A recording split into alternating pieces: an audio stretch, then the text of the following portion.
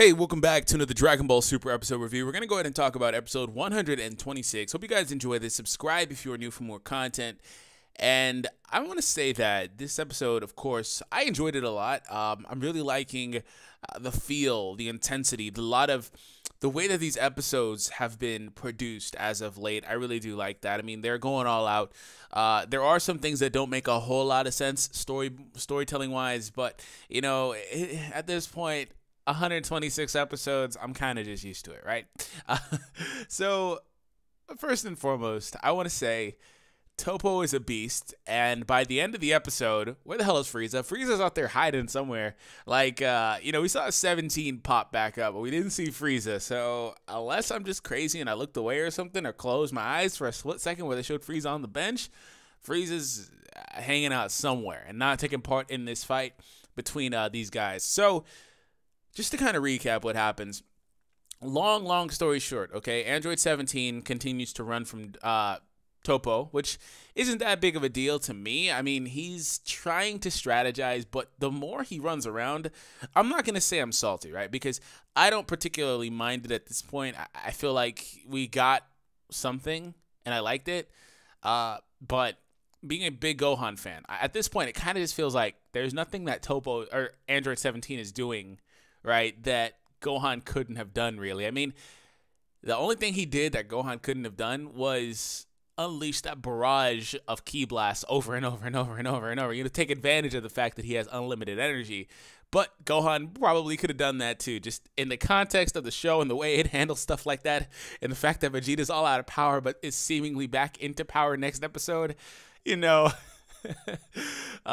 So yeah, I mean, Gohan could have realistically done it in the show because Super does weird things like that. Let's not even talk about how I've talked about it before, but in this show, Goku will literally be out of energy and somehow be back in blue. So whatever. So yeah, that's just something I kind of noticed. It's like 17 is just running around. So I mean, I don't mind it. I like having 17 get screen time, but I mean, Gohan is obviously a more popular character, I would say.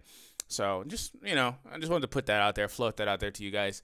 But again, he does run away from Toppo, and all the while still considering different ways to try to beat him. I mean, he tried to use the rubble against him, which, by the way, is Kachi Kachi. I'm just going to put that out there again. I like putting that out there because when you see these guys flying through that, I mean, they're really freaking durable.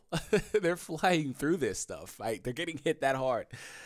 So anyways, and that doesn't work out. Toppo is still clad in the Hakai, and that was kind of handled differently in this episode too. I mean, the rubble thing, I would have expected from when Android 17 knocked down the Kachi Kachin all over Toppo, I would have expected for it to instantaneously, if you will, just get destroyed, right? But no, it lands on him and it stays on him until he triggers it. I mean, I thought that he was clad in it.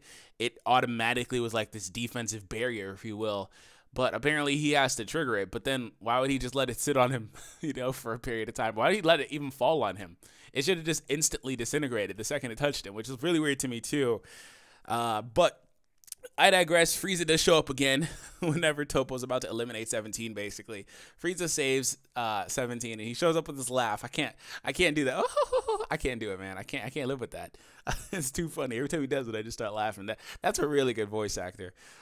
So anyways, he does save him, and ultimately, he sends... It looked like... I kind of thought it was like destruction energy for a second, but Frieza does shoot a... excuse me, my throat has some phlegm in it. But yeah, Frieza does shoot a ki blast at him, which winds up being paralysis. So he starts to use, his telekinesis and his psychic abilities that we haven't really seen him use much, if not at all, since his introduction in the Frieza saga, right? So the Namek saga. But he does use that stuff here, does shoot some rocks at him again, and none of that works, of course. So ultimately, what has to happen is they get caught up. Frieza and 17, apparently this fight got so close to Goku and Jiren that they basically got caught up in the shockwaves, which to me was okay, I guess. All right. I didn't really have a gripe with it. It's just like, all right. I mean, you guys didn't see that this Goliath of a battle is happening over here. You guys are obviously the sideshow, right? So, anyways, they got so close. They got caught up in the shockwaves, and then it gets distracting. And then Jiren looks over and basically realizes, if he didn't already know, that, or Toppo looks over and realizes that Jiren is kind of in a weird position. Like, it seemed like Goku and Vegeta were pushing him back, right? So he looked like he was being overpowered, if you will, which we know that Jiren isn't at full power because Goku's also not at full power right now. So we know there's more to come, but it kind of just seemed that way. So ultimately what winds up happening is, since they got caught up in the shockwaves, and also they took Jiren's blast, Frieza and 17 do disappear for some time, while Toppo and Jiren give each other the nod of approval and ultimately decide to split those two up. So Jiren goes after Goku while Toppo takes Vegeta. And Toppo, we talked about the way that it is. Last episode, we talked about how interesting it is, actually, that Toppo, in order to achieve his God of Destruction-like powers, he had to let go of everything. He had to let go of, his mindsets, his notions. He had to let go of all of that, inhibitions, things like that.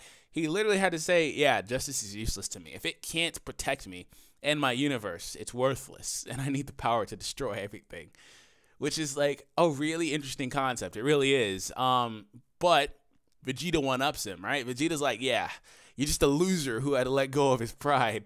And it's like, I'm not going to lose to somebody like that, which is a badass line, by the way. So Vegeta ultimately breaks out the final explosion. Okay, long story short, breaks out the final explosion and is able to survive while eliminating Toppo. The final explosion was so powerful that it basically overpowered the power of destruction. Pause. That doesn't make sense, but okay. Anyways, it was so powerful. Oh, you know what? Vegeta, earlier before that, by the way, clad his fist in energy, and his fist punched through God of Destruction energy. Man, if your fist doesn't just disintegrate upon touching that stuff, come on now, don't do that, show. Don't do that. Don't do that. Anyways, especially how his final flash couldn't get through the energy. I was going to put that out there. The freaking final flash, full power, basically. Couldn't get through it, but his damn fist in some energy can. Okay. See what the show does? I mean, there's no way to justify that. You can say, well, he was stronger, more he concentrated. No, it's just not that simple. No, it just doesn't work that way. They just made it work however they wanted to. But yeah, either way, it was still cool to see. But yeah, final explosion. He eliminates Toppo while surviving. The explanation as to how he was able to release that much energy and survive is basically through unlocking more powerful forms. His body is more durable and can handle it. That's basically the explanation, which I guess I can live with that.